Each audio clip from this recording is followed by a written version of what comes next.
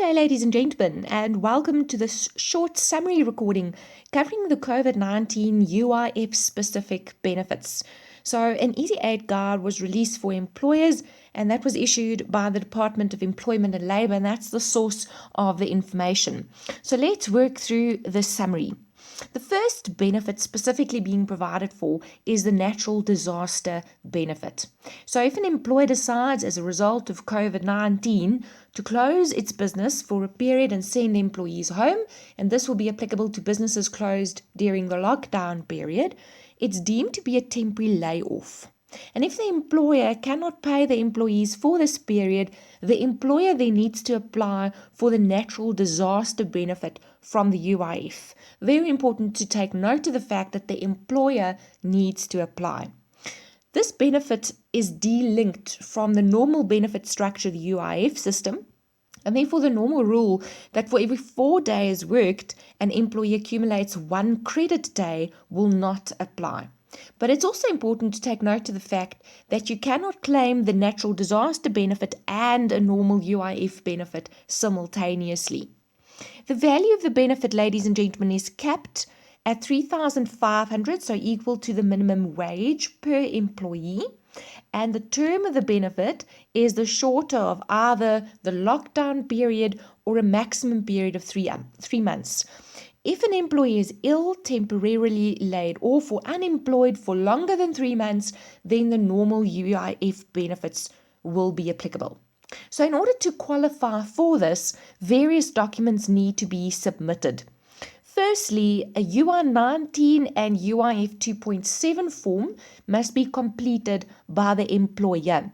So let's have a look at what these look like. There's your UI-19 form. So this is the information to be provided. Firstly, to identify the employer, and then the employee's details here at the bottom of the form, and the employer needs to sign it off. And the reason for the benefit would now be this national disaster that we're experiencing. Right. Then the UI 2.7 form also needs to be completed. So the UI 2.7 form, this is what it looks like. That's the remuneration received by the employee whilst still in employment. So this needs to be completed, the gross remuneration, the period, and then whilst on leave, signed off by the employer or an authorized agent. So that needs to be submitted by the employer. Secondly, I need a UI 2.1 to be completed. That's an application form. And a UI 2.8, that's a bank form to be completed by the bank. Now, under the circumstances, I think they'd be lenient regarding that in terms of getting maybe an online proof of banking detail from your online banking profile. That should suffice at this stage. Number 4, letter from the employer confirming that the company has been shut down or that the employees have been temporarily laid off due to COVID-19. And then lastly, a copy of the employee's ID document. So that's the first benefit provided for. The second benefit, reduced work time. So that's applicable when the company shuts down for a certain period or implements reduced work time process or schedule. Benefits payable would be the difference between what the employer is paying and what the normal UIF benefit would amount to should an employee lose employment. The documents to submit, again, UI-19 and UIF 2.7 to be completed by the employer. A UI 2.1, which is your application form. A UI 2.8, that's the bank form to be completed by the bank. Then a letter from the employer confirming that there is reduced work time applicable, and a copy of the employee's ID document. Right, so that's the list of documents for the second benefit. The third benefit is an illness benefit being provided for, and that's when the employee is quarantined for 14 days. Now, what's interesting here is that normally for illness benefit, I need a doctor's letter. But now there's a confirmation letter that the employer and the employee needs to submit with the application form to prove that both the employer and the employee have agreed to 14 days of what constitutes special leave. So this now replaces the medical certificate, right? So even without prior medical practitioner confirmation or approval, you can now self-quarantine and qualify for the illness benefit. If the quarantine exceeds 14 days, then you need a medical certificate from a medical practitioner with a continuation form, and that's UI3. Right, so that's your third benefit.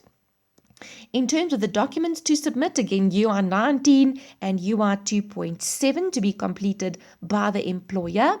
UI 2.8, that's the bank form. UI 2.2, that's the medical report that's normally to be submitted. However, that is now replaced with the employer and the employee confirmation letters, right? And then a copy of the employee's ID documents. So let's have a look at what these confirmation letters look like.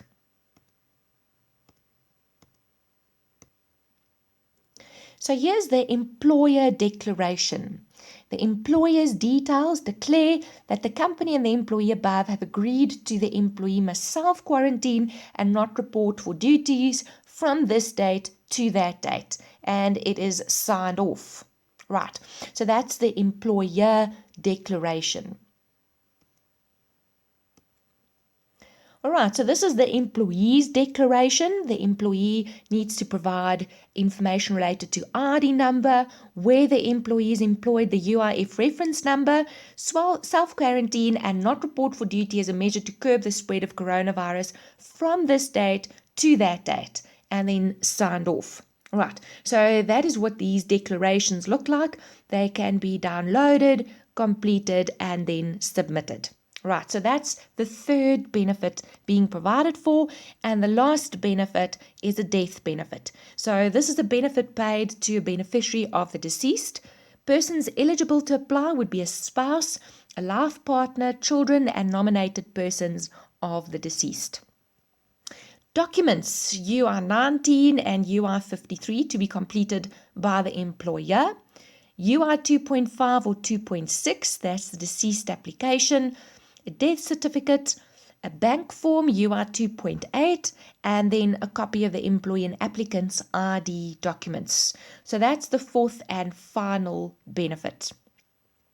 How do you apply for these benefits? Employer must complete the UI19 stating the start of the termination and the reason for the termination. The website that you can consult is labour.gov.za. You can submit it online on ufiling.co.za for an illness benefit. And in terms of any other benefit, illness, reduced work time, or death benefit, you can then send your application form and the supporting documents to the nearest UIF processing center. So we've got a list of contact details for these processing centers that there needs to be submitted directly to these processing centers. So let me show you what this list looks like. Alright, so here you'll see the list of processing centers with a specific mailbox that is dedicated and allocated to this, and also fax to email number. Right, so depending on the area that you're based in, you would use the contact details provided and you'd submit your application form and supporting documents. Right, now going back to the presentation. Ladies and gentlemen, I hope that you enjoy this short summary that we've provided to you.